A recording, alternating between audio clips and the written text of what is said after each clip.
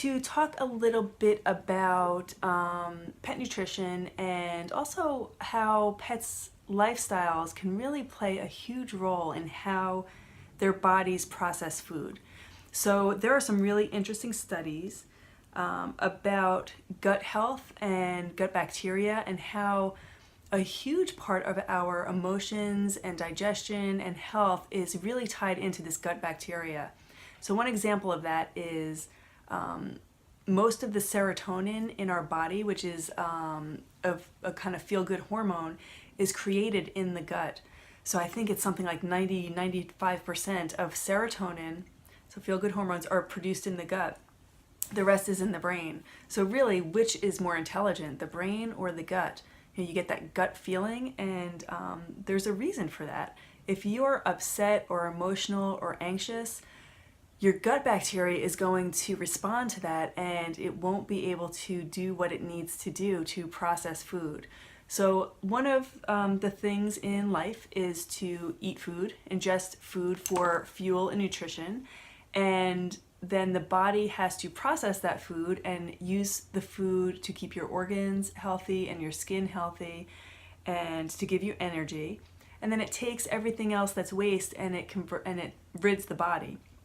So if you eat food and you are in a highly anxious state or in a rush or there's a lot of anxiety around that, you're not going to digest food well, and either is your pet. So if your pet is in a household where there's a lot of stress and anxiety around feeding time, if you're feeding your pet really quickly and running off to work or running out the door, that's just not a good state for them to be in.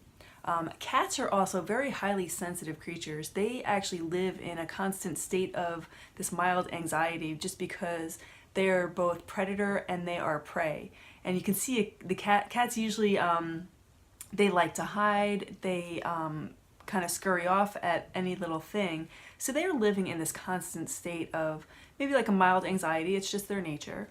But anything you can do to create calmness in their daily routine, and that includes getting exercise. So if your cat doesn't go outside, you need to play with them daily and get their body moving. If you have dogs, hopefully they're getting outside. And taking them for a walk before meals is really a great thing to do because it gets their body going. It kind of mimics what they might be doing in nature, where they have to walk around and forage for food and look for food. And then when they do finally catch food, they eat it and then they rest. And sometimes with big cats, or like in nature, like the lions and also and wolves, they'll be looking for food for days maybe, and they once they get it, they try to eat it in a safe spot. So you might see that they might bury it off to save for somewhere later where they're safe. So if your dog is actually taking their food or their bones and they're burying it somewhere else, they have that natural instinct to put their food where they feel safe, or maybe they're saving it for later when they feel like they're in a safe environment, so that they can eat it and be able to process it in the best way possible. So just something to think about is how our mental attitude can really help our pets in their digestion. So one thing to think about, if you have an overweight pet, for people with weight issues, I've just came across something that breathing, just breathing techniques and relaxation techniques are really, really helpful for weight loss, even more so than exercise sometimes. So if you have a good, if you do a daily breathing routine, you can actually lose weight.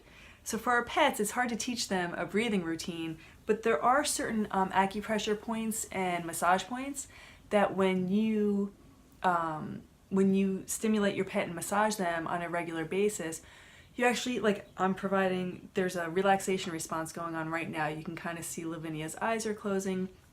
She may give a little yawn, and that's actually a really deep breathing. So you actually can promote these breathing techniques in your pet, but even just getting them to relax a little bit, where there's not this constant state of anxiety. So keep it in mind, and I hope that's helpful. We'll see you soon.